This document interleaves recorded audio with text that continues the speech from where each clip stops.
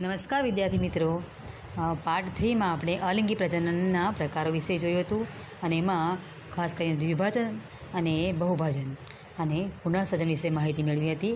તો દ્વિભાજન આપણે ફરી પાછું રિવાઇઝ કરી લે તો એકમાંથી બે નાના બાળકોષ બનવાની પ્રક્રિયા દ્વિભાજન કહેવાશે. એકમાંથી અનેક એટલે કે ઘણા બધા બાળકોષો બનવાની પ્રક્રિયાને બહુભાજન કહેવાશે. અને પુનઃસર્જન કોને કહેવાશે તમે યાદ કરી લો. ચલો પછી દરેકમાં ઉદાહરણ પણ આપણે જોઈએ. તો અમીબા અને લેશમાનિયા છે દ્વિભાજનનું ઉદાહરણ અને પ્લાઝ્મોડિયમ છે બહુભાજનનું ઉદાહરણ. હાઇડ્રા છે પુનઃસર્જનનું ઉદાહરણ અને પુનઃસર્જનનું બીજું ઉદાહરણ યાદ કરો તો ચલો યાદ આવી ગયો. હવે તો આપણે આગળ ચાલીએ. આ પ્રકરણમાં આપણે આ પાર્ટ 4માં આપણે શું જોવાનું છે તે જોઈ લઈએ.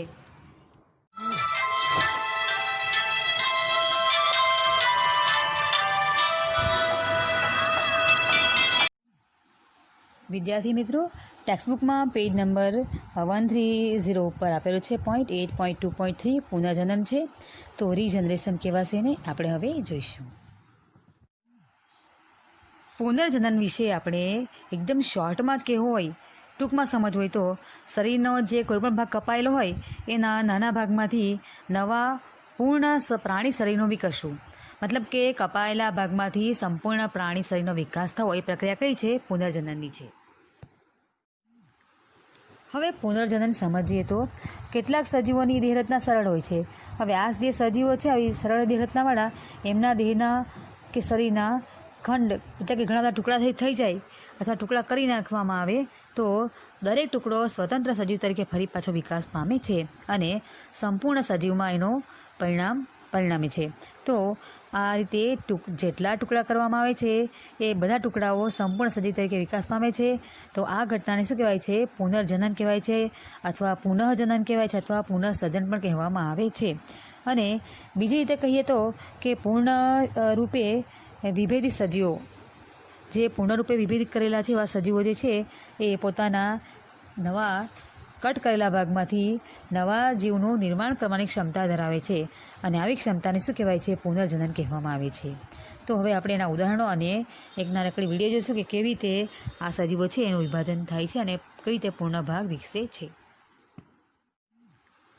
હવે પુનર્જનન સમજીએ. ત્યાં આ પ્રકારનું સજીવ છે જેમાં પુનર્જનનની પ્રક્રિયા જોવા મળે છે. પુનર્જનનનું બીજું ઉદાહરણ છે હાઇડ્રા. તો હાઇડ્રામાં કલિકા સર્જન અને પુનર્જનન બંને રીતે પ્રજનન થઈ શકે છે. મિત્રો, આમ તો ઘણા બધા પ્રાણી વનસ્પતિમાં પુનર્જનન થતું હોય છે, પરંતુ અહીં બીજું આપણે ઉદાહરણ જોઈએ. સ્ટારફિશ છે, તારા માછલી કહેવાય ગુજરાતીમાં એને. તો તારા માછલી જે છે એનો કપાયેલો શરીરનો ભાગ હોય છે એમાંથી ફરી પાછું નવું સ્ટારફિશ પ્રાણી નિર્માણ પામે છે. આપણે એ વિડીયો દ્વારા પણ એ જોવાના છે. અહીં જો આ છે સ્ટારફિશ. મિત્રો, હવે પુનર્જનન જે છે તે ખાસ વિશિષ્ટ પ્રકારના કોષો દ્વારા થતું હોય છે. આ કોષો જે છે શું કરશે? તો પુનરાવર્તિત કોષ વિભાજન પામીને મોટી સંખ્યામાં નવા કોષોનું નિર્માણ કર્યા કરતા હોય છે અને કોષ વિભેદનનું જે કાર્ય છે એમાં ચોક્કસ કોષ પ્રકાર અને પેશી નિર્માણ થતું રહેતું હોય છે. અને આવા પરિવર્તનો ખૂબ જ વ્યવસ્થિત રૂપે તેમજ ક્રમથી દર્શાવાય છે. તેને આપણે વિકાસ તરીકે ઓળખીએ છીએ અને આપણને નવા સજીવ ઉત્પન્ન થયેલા જોવા મળતા હોય છે. ટૂંકમાં કોષોના સમૂહથી પરિવર્તન દરમિયાન વિવિધ પ્રકારના કોષો અને પેશીઓ બને છે અને આ પેશીઓના સમૂહથી કોઈ ચોક્કસ અંગતંત્રનો વિકાસ થતો હોય છે અને આપણે નવા સજીવને જોઈ શકીએ છીએ. નવું સજીવ એટલે કેવું સજીવ? કે જે સજીવનો કપાયેલો ભાગ છે એમાંથી વિકસતું સજીવ. બરાબર, ખ્યાલ આવી ગયો? તો હવે આપણે આગળ ચાલીએ. મિત્રો, હવે પુનર્જનન જે છે તે ખાસ મિત્રો અહીં પ્લેનેરિયામાં પુનર્જનન કેવી રીતે થાય તે આપણે જોઈએ. તો બે ભાગ હતા અને દરેક ભાગ નવા સજીવ તરીકે વિકાસ પામ્યો હતો.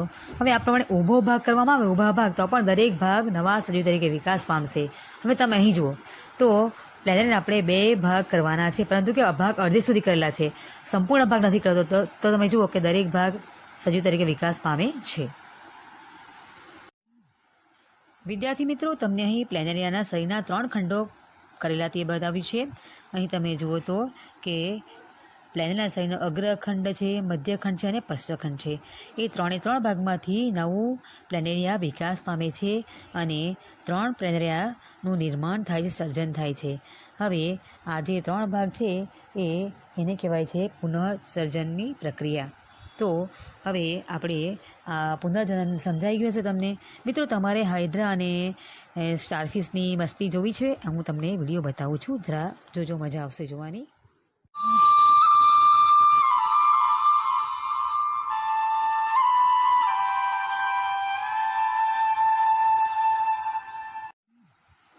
મિત્રો, બંને ક્વેશ્ચન્સ જોયા તમે? સરસ ક્વેશ્ચન્સ છે અને સમજવા માટે સહેલા પણ છે. પહેલો ક્વેશ્ચન હતો કે પુનર્જનન શું પ્રજનનનો પ્રકાર છે, અને બીજું શું હતું કે પુનર્જનન પ્રજનનની સમાન નથી. સમાન છે કે નથી તે આપણે જોવાનું છે. ચલો પહેલાં આપણે સમજીએ કે પુનર્જનન શું પ્રજનનનો પ્રકાર છે. તો પ્રજનન કોને કહેવાય?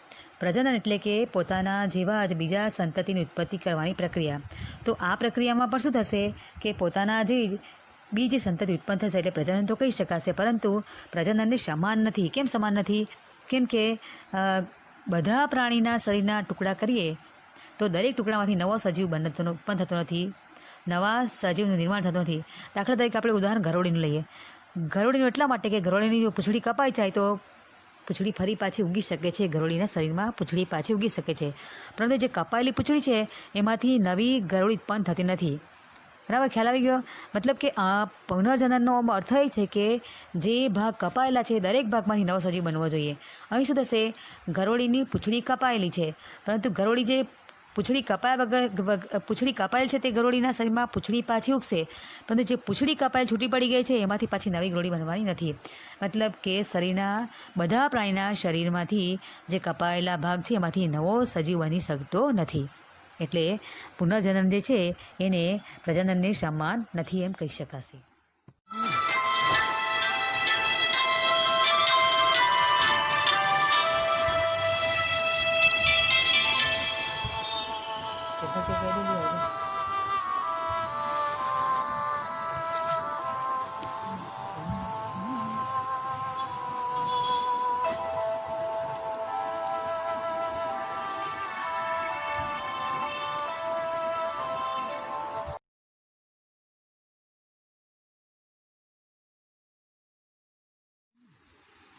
મિત્રો, કલિકા સર્જન સમજતા પહેલાં કલિકા એટલે શું તે સમજીએ. તો સૌથી પહેલાં જોઈએ તો કેટલાક બહુકોષી સજીવોના શરીરના કોઈપણ બહારના ભાગમાંથી કોષનું વારંવાર વિભાજન થાય અને એ સ્થાન ઉપસી આવે અને તે બહાર તરફ વિકાસ પામે અને નવા સજીવ તરીકે તે વૃદ્ધિ પામે છે અને બાળ સજીવમાં ફેરવાય છે અને પૂર્ણ વિકાસ થતાં તે પિતૃ છોડથી અથવા પિતૃથી અલગ પડે છે.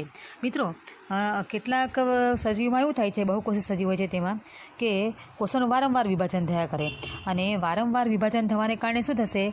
તો એ ભાગ ઉપસી આવશે અને ઉપસેલો જે કોષ સમૂહ છે એ શું કરશે? તો બહારની તરફ વૃદ્ધિ પામશે. જે પિતૃકોષ છે, પિતૃ છે, એની બહારની તરફ વૃદ્ધિ પામશે અને એ વૃદ્ધિ પામીને નવા સજીવ નિર્માણ કરશે.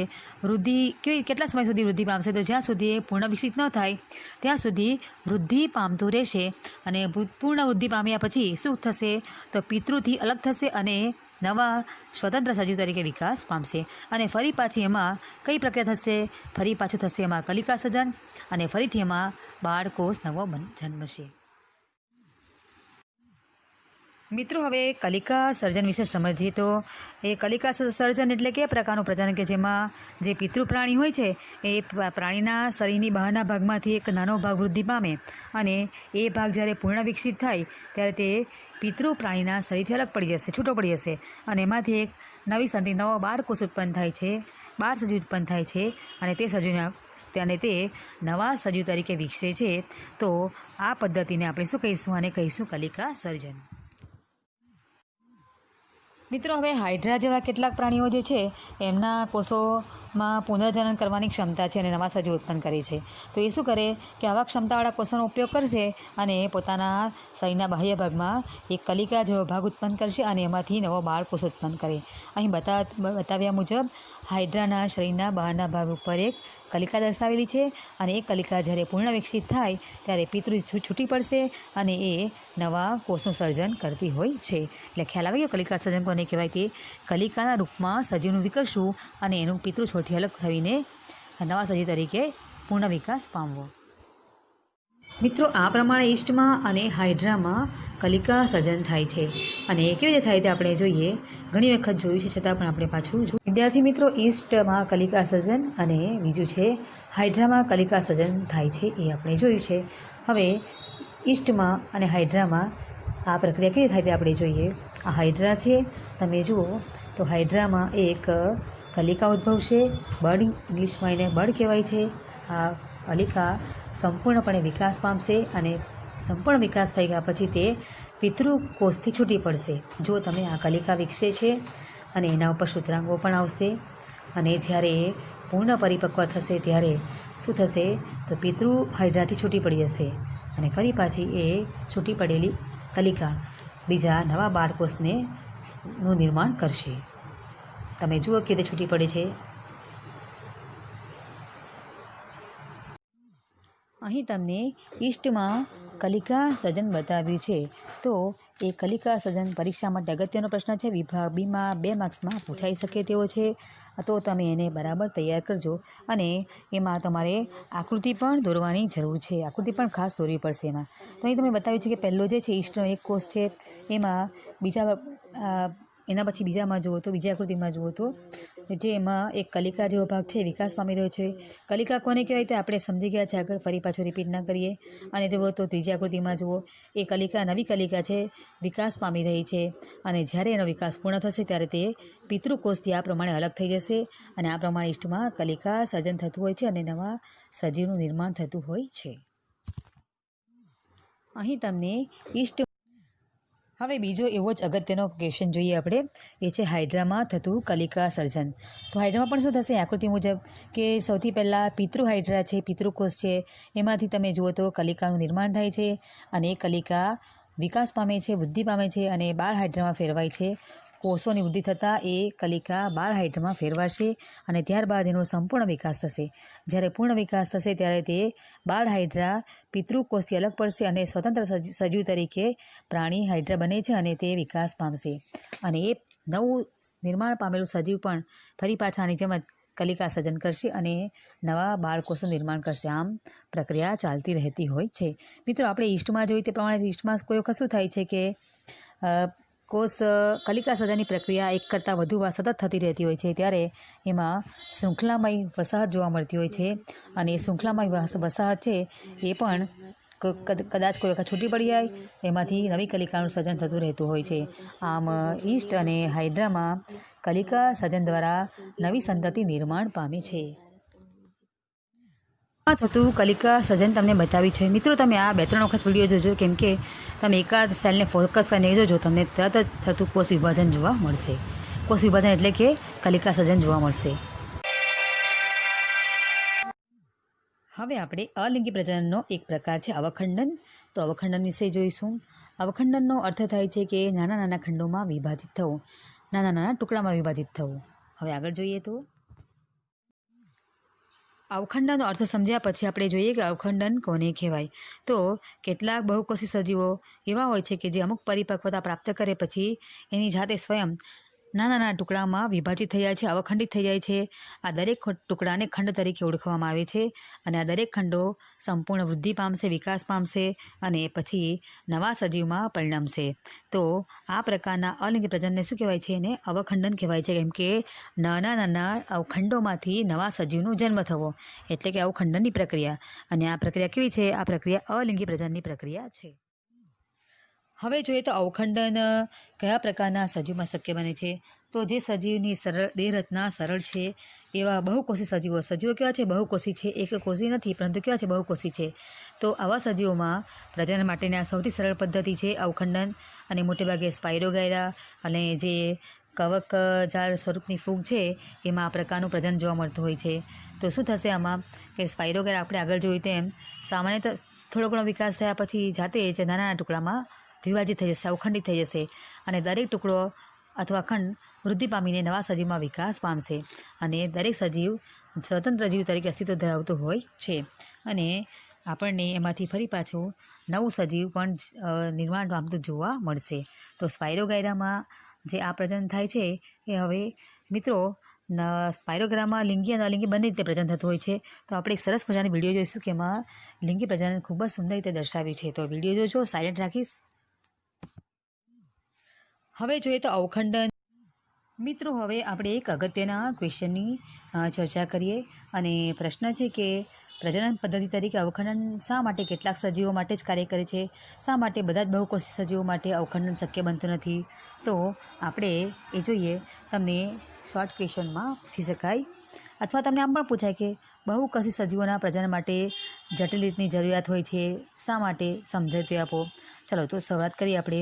કેટલાક બહુકોષી સજીવોમાં સરળ સ્વરૂપે કોષનું વિભાજન થતું નથી, કારણ કે એમાં વિશેષ કાર્ય માટે વિશિષ્ટ પ્રકારના સંગઠિત થયેલા કોષો હોય છે અને તે પેશી તરીકે ઓળખાય છે.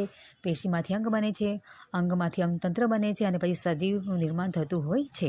તો હવે આપણે જોઈએ કે મોટાભાગના બહુકોષી સજીવોમાં છે એમાં ઉચ્ચ કક્ષાનું શરીરનું આયોજન હોય છે અને આ સજીવોમાં શું થાય છે તો જટિલ પદ્ધતિની જરૂર છે, કેમ કે સરળ પ્રજનન કોષોમાં થતું હોય એવા માટે સરળ કોષો હોય છે અને જટિલ પ્રક્રિયાની રીતે પ્રજનન થતું હોય તો કોષોની સંરચના પણ કેવી જટિલ હોય છે.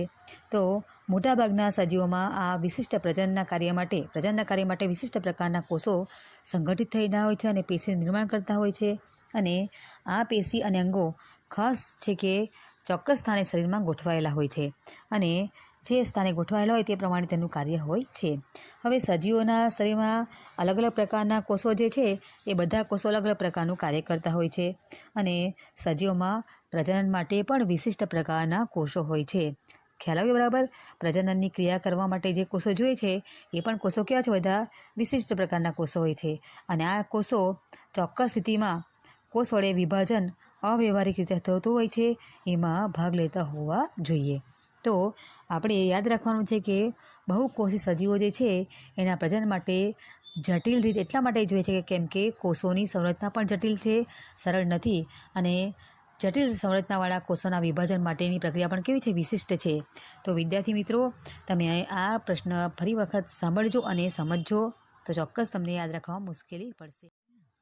મિત્રો, અહીં તમને બતાવે છે કે સ્પાયરોગેરામાં અવખંડન કેવી રીતે થાય. તો સ્પાયરોગેરાનો પરિપક્વ પહેલો જે છે એ સ્પાયરોગેરાનો પરિપક્વ કોષ છે અને એમાંથી શું થશે? એનું 3 ભાગમાં વિભાજન થયું છે, 3 ખંડો બનેલા છે એના, અને એ જે 3 ખંડો છે એ 3 ખંડો ફરી પાછા નવા સજીવ તરીકે વિકાસ પામશે. તો આ આકૃતિ પણ બહુ સહેલી છે એની અને યાદ રાખવાનું પણ બહુ સરળ છે. તો ચોક્કસ તૈયાર કરજો ક્વેશ્ચન કે સ્પાયરોગેરામાં થતું અવખંડન સમજાવો અથવા સ્પાયરોગેરામાં કયા પ્રકારનું પ્રજનન થાય છે તે સમજાવો. આકૃતિ પણ તૈયાર કરજો, કેમ કે બાયોલોજીમાં મોટેભાગે તમારે આકૃતિ. વિદ્યાર્થી મિત્રો, સ્પાયરોગેરાનો ટુકડો એટલો સૂક્ષ્મ છે કે એને માઇક્રોસ્કોપ વગર જોઈ શકાતો નથી અને કેટલીક વખત તો એના તાતણા જોવા માટે ઇલેક્ટ્રોન માઇક્રોસ્કોપનો પણ આપણે ઉપયોગ કરતા હોઈએ છીએ. તો તમે જુઓ કંઈ કેટલી સુંદર વિડીયોગ્રાફી દ્વારા કોષમાં થતું પ્રજનનની પ્રક્રિયા દર્શાવી છે.